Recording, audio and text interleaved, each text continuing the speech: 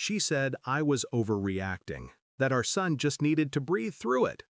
By the time she left with her sister for their spa day, his lips were already turning blue.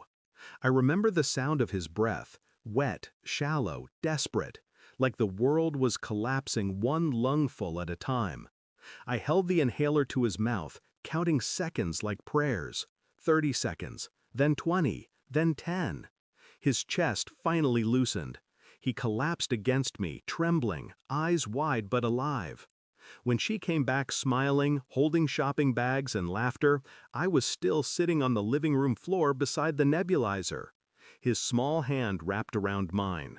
She looked at me, confused. "You're still down there? God, you really do love to dramatize."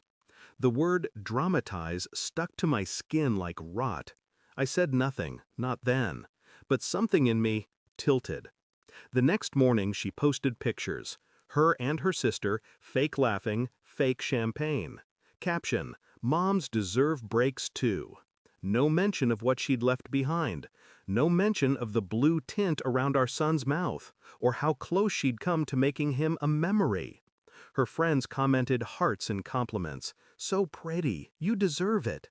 I scrolled through them all, each one like a blade pressed against patience.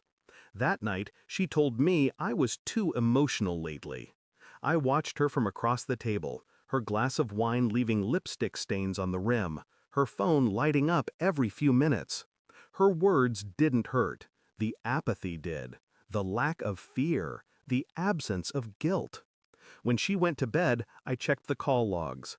She had been on the phone with her sister for 23 minutes, right before she came home smiling. But another number appeared below that, a name I didn't recognize, Dr. K, our son's pediatrician. The timestamp matched the moment she should have been calling me.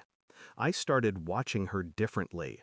The way she touched her phone screen, how she smiled when certain messages came through, how her voice softened when she said his name in conversation.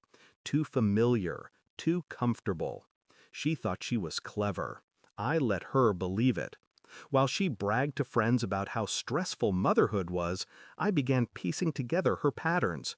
Her scheduled calls, her sudden errands, her quiet laughter behind closed doors.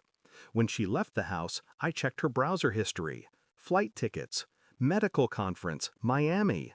But she wasn't in medicine. He was. It didn't take long to find pictures, conference photos, two of them together, laughing, her hand on his arm.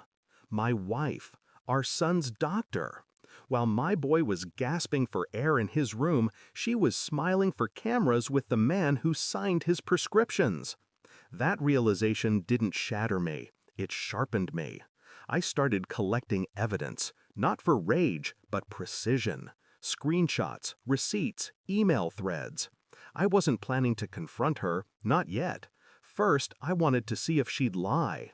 3 days later, I asked casually, "How's Dr. K? He hasn't checked in on our son since the attack." She didn't flinch. "He's busy. He's good."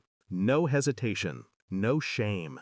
So I handed her my phone, showing her and Dr. K arms around each other in Miami. Her expression cracked. Only for a second, then she recovered. "That's old. From years ago." I nodded slowly. "He mentioned you had asthma too. That true?" She froze. "He called your sister after the hospital visit," I continued, voice steady. "Wanted to make sure I didn't notice the prescription refill under your name." Her jaw trembled. "You're twisting things." I smiled, small and quiet. "No, I'm just breathing clearly now." The silence between us lasted long enough to feel like a verdict. I didn't yell. I didn't demand answers. Instead, I printed everything.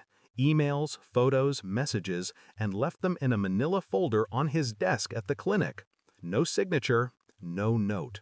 Just truth. He called her within an hour. She didn't know I was home when she answered. Her voice broke. "Who told you? No, it's not what it looks like." He hung up first. She sat there, frozen, the phone still to her ear, the sound of finality echoing in her silence. When she turned, I was standing in the doorway, Calm, composed. "I saved our son," I said quietly. "You can't even save yourself." Then I left. A month later, the divorce papers arrived. She tried to negotiate custody. The court read the medical records, the negligence, the affair. She lost everything she didn't care enough to protect. Our son sleeps peacefully now. He still asks about her sometimes. I tell him she's far away, learning how to breathe again. At night, when the house is quiet, I think about that day, his small body in my arms, the sound of life struggling to stay. She called it overreacting, but I learned something that day. Some people only understand the value of air after you stop giving them any. Thanks for watching. Don't forget to like, share, and comment. Subscribe now to Cheating Stories Insight World for more amazing stories.